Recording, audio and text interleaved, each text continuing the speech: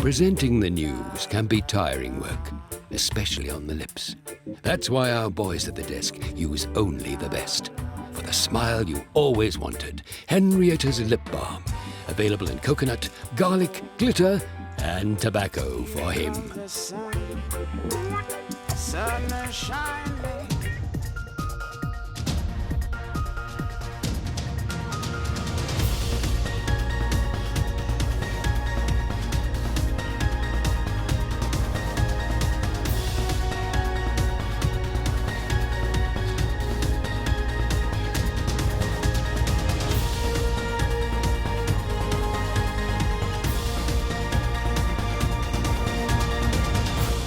Fakalo Zambezi News, Minanonzi, Jerome Weathers. Tabwela muli bwanji tuli bwino mandape ndi Zambezi News. Hambalo, Mina in the kitchen. Today we're celebrating cultural diversity, and so we pulled out a flamboyant old relic of a language called Chilapa-Lapa, with a dash of Chichewa thrown in by Mandape. Chilapa-Lapa was a language created in colonial times to order around black people. The language consisted of 3 words. The first meant go or do. The second loosely translates to kitchen. And the third directly translates to garden. Very broad-minded and emancipatory those colonial chaps were. They mostly consisted of Jerome's kith and kin and cousins. Well, that's reckless, unfounded libel and slander, Mandape. My ancestors were more the outdoorsy explorer types. We discovered things like Victoria Falls and Great Zimbabwe and the lesser-known northern Matabeleland pigeon tribes. Well done for discovering things that we had already built. I think I'm going to board a plane to the UK and discover the Buckingham Palace. Or maybe drive off to Greystone Park and discover your wife. I say, Mandape, if you go to Buckingham Palace, could you take a photo of those funny-looking beef-eater palace guards? I think they're really cool. In our first report, we take a look at the diaspora. We now cross over to our intrepid reporter, Kefas Josfats. We have heard that one of the biggest contributors to our economy is this thing called diaspora. For some, it begins at Roadport Bus Terminal, while for others, it starts in the comfort of your nearest detention center. For the agile border jumpers, it starts at Messina or Nyamapanda, respectively. The dictionary definition of diaspora is he or she who runs away using their deceased relatives' travel documents, insufficient or otherwise. But it begs the question, what does it all mean? This locally based reporter has no idea. We move on to the street to ask the question, what is the diaspora? Import market, export, cross-border, etc, etc. I think that should give you something to work with. Hello? Dr. Hold. I can't blast Guno. My brother grew up here. We are Shona. But then he arrives in the UK and says he's diaspora. It's confusion!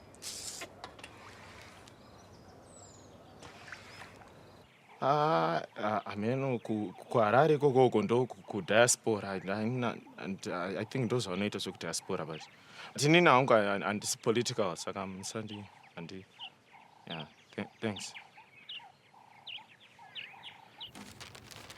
Yeah, I heard they're a special breed of buttocks cleaners in the UK. Well, there you have it. The diaspora from the people's mouths. At least the ones that are still local. Kefas Josfat, roaming and roving with a microphone. So, Do you have any cold beers to go with the meat? Yeah, yeah. Not for you, Matt. Sure. Yeah.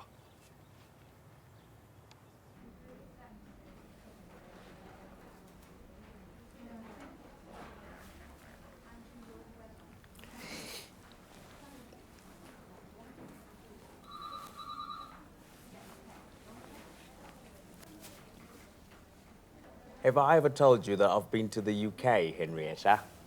London, actually. For the umpteenth time, Kuzaishe, do you want a noddy badge for that? Whereabouts in London? North London mainly, but I spent a lot of time in South London. Kind of all over. Really? Yeah. Well, you know we're having a training workshop in Swaziland at the end of this month. I think it would be good for you to get away. You seem like the perfect candidate. Get us your passport details and we'll make it happen.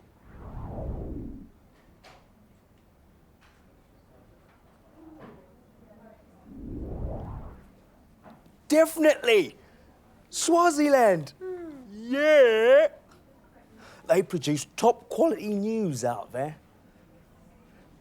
Will you be flying with me?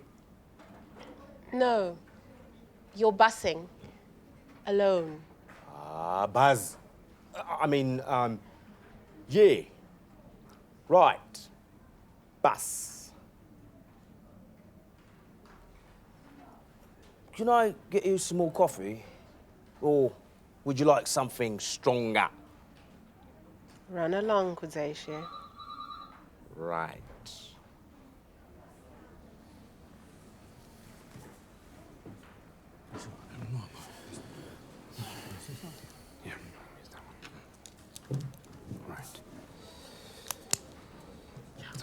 Dead. Dead. Yeah. Dead. All right. Hang him. That's fine. Or stab him. Hang and stab. Yeah. Stang. Stang him.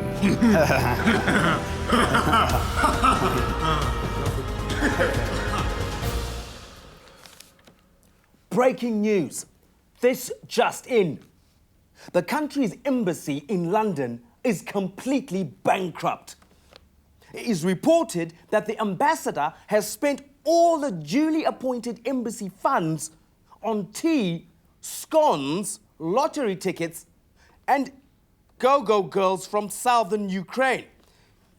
The ambassador, long known for his clandestine... Oh my God! SMH. That was a blatantly erroneous report by the Western-trained Kuzaishe Mshaya Hembe. You just handed me that report. Yeah, well, check your sources. Hey! Enough! We have it on good authority that the embassy is fully funded. In fact, as we speak, the ambassador is having over the deputy ambassadors of Uganda and Rwanda for cheese and wine and a formidable spread of finger snacks. The foreign-trained reporter again showing where his sympathies lie. And now on to an actual report, based mainly on facts with splatterings of goodwill. We cross to reports on diamonds and the recent launch of a jewelry shop by the Minister of Impending Projects. Eka, you are honored. This mine is called Mine Mine because the mine is mine. Now, with sanctions, no more going to London to buy jewelry. But with my mine, I can just take the diamonds from the soil, have them designed into jewelry, and give them to my wife. Problem sorted. A diamond mine, a minister's best friend. Blinker.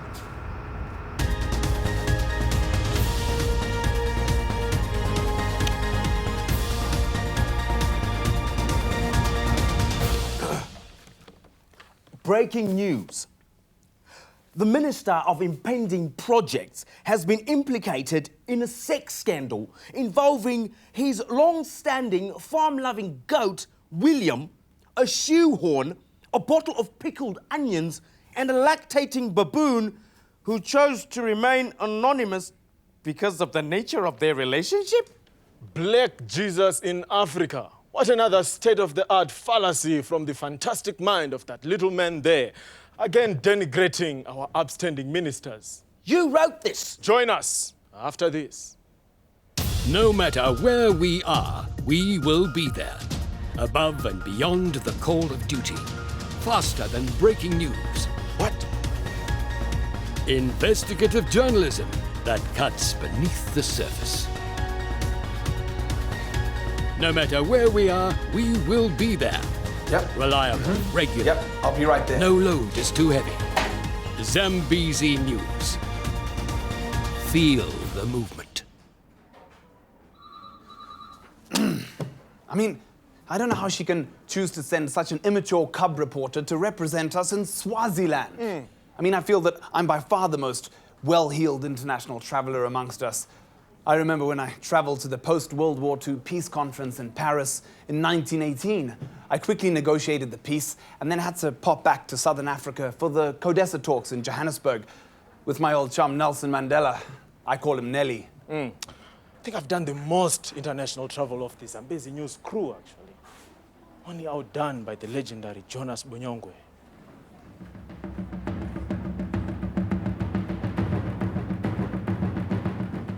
Who flew to a record 2 international conferences. Either way, I think I'm a more suitable representative than that bum-sniffing Western puppet. Henrietta, I think you've made a bad choice in opting to send that wet-behind-the-ears Johnny-come-lately. I mean, how's he going to represent Zambezi News in the majestic kingdom of Swaziland? All he knows is football. And generally being a sellout. Look, you should send me, Henrietta. I've got a wealth of global experience. Yes, that you have pillaged from others. No, I think I am the most suitable patriotic representative to send. Listen, you two, I've made up my mind. My decision is final. Kudzaishe is going to Swaziland. Case closed. We need to reopen that case. And now on to international news.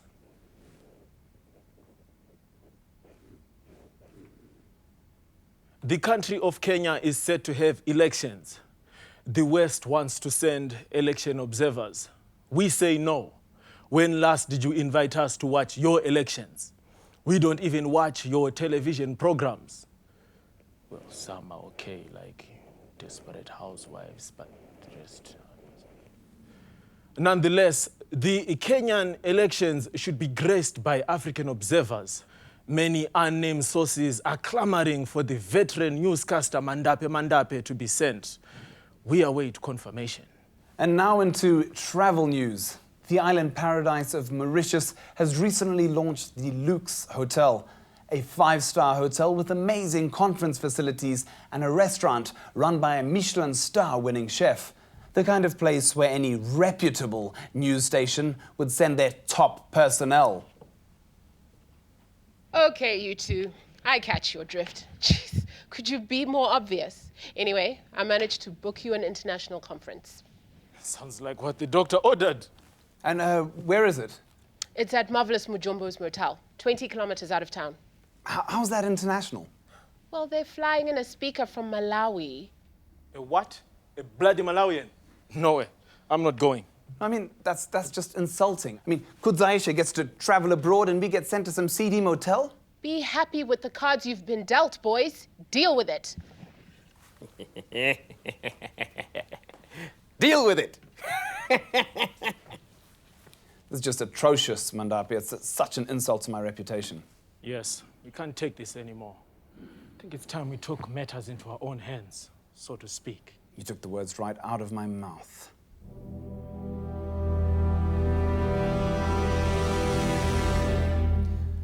And in breaking news, we've recently learnt of the passing of Kudzaishe Mushayahembe.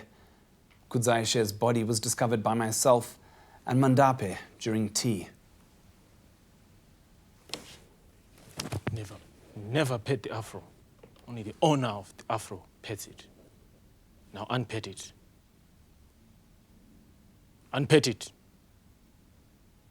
You say something's happened to Kudzaishe? We were casually having a chit-chat when willy-nilly he suddenly collapsed. We went to notify security personnel, only to discover that someone had tampered with the crime scene. Kudzaishe's body was missing, we knew we had a killer on the loose and a missing cadaver.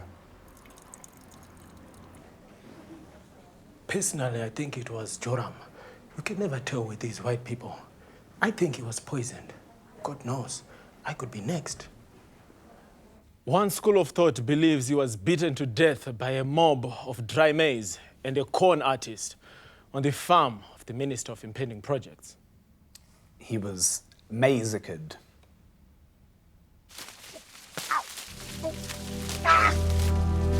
Why?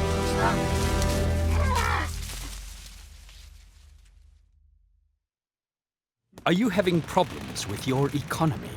Trying to revive your industry?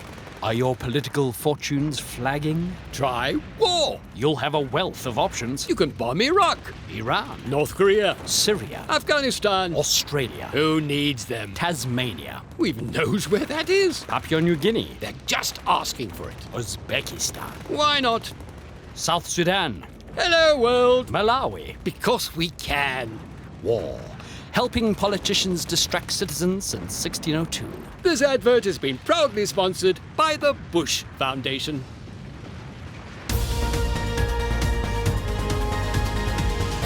Good evening and welcome to the Comfortable Chair program.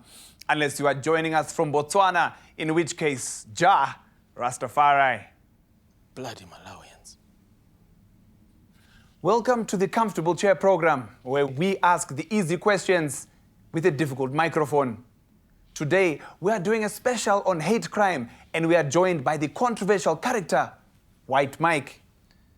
Now, Mike, I hear that we are both in the same boat as we are attacked due to our skin colors. I am black and I'm proud, and you are white, so I guess you are right. Yeah, thanks a lot there, Sixpence. Yeah, like you said, I'm white, obviously. And yeah, I'm right. And like you said earlier, you're black. So get back. Well, actually, Mike, I think I take offense to that last statement of yours. But yes, I'm black and I'm proud, and I have my rural home in Mzarabani on the weekends. But this is a hate crime special, and I'm just aghast at the amount of hate mail that we receive. I mean, the other day, I received a letter calling me an Oreo. I mean, I'm obviously not a biscuit. Although I do have some edible characteristics. Yeah, man, know what you mean, eh? I got a letter just the other day, eh? And it said, "Dear White Mark." That's me, eh? Right? It goes on to say, "Kind regards." Then, this is the cruel part, bro. The cruel part. Goes on at the end to say PTO. I mean, what does that mean? PTO, what does that mean? Justice, man. And that is the question that many people are asking themselves today. PTO, please turn over. Turn over to what? And why are we turning in the first place? Well, before we go, me and Mike would like to introduce our new skin cream. We are launching a new range. If you'd like to be like me, it's dark and funky. Or if you'd like to be like Mike, it's white and pasty.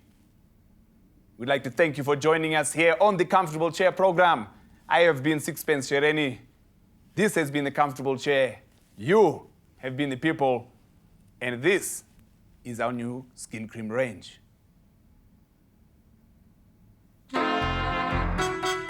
Food set secured. Report truth.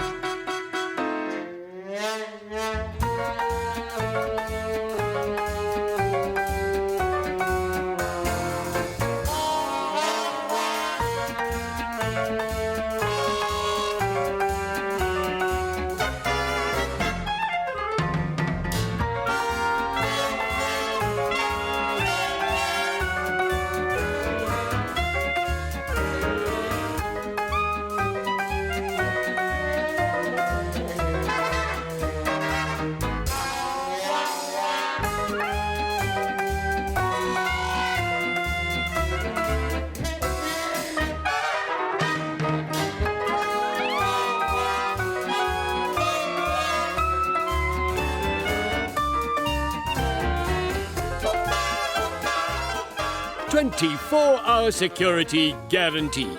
On the spot, on the job, alert. A guard at your house, by the gate, mostly. Food set secured. Duty done. Footsack security. Sleep well.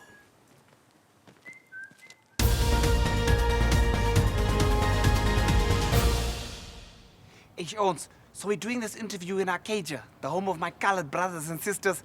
I think we're only gonna last a few minutes. So tell us about your Goffalones. I mean, the colored community's got mad problems. The furthest you move from Arcadia is Brayside, you marry your cousins, and you think you've made it in life if you move to Cranbourne. And why do you name all your boys Quentin or Kevin?